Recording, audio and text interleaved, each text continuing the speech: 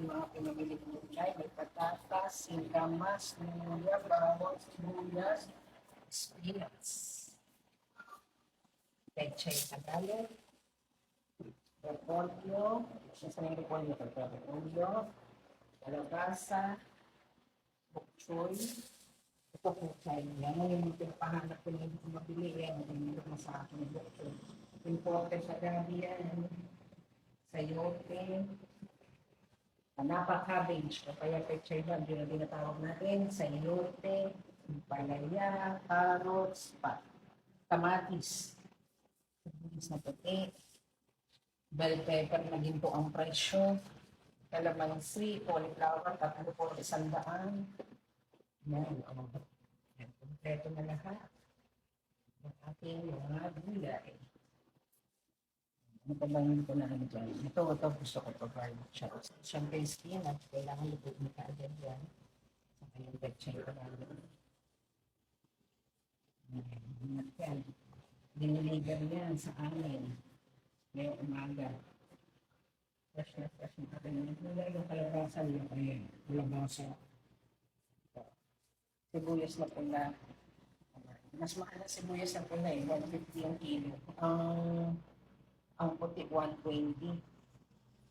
Pero konti lang ng patatas, singkamas, 100 ng kilo. Luya 200. Pero sa laki na ako. Diba, memorize ko na yung presyo ng aking sushi.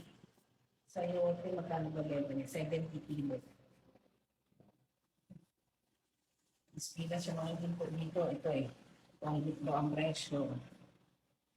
Repolyo din yata. Mahal din yan. Kalamansi, grabe kalahati lang ng 120.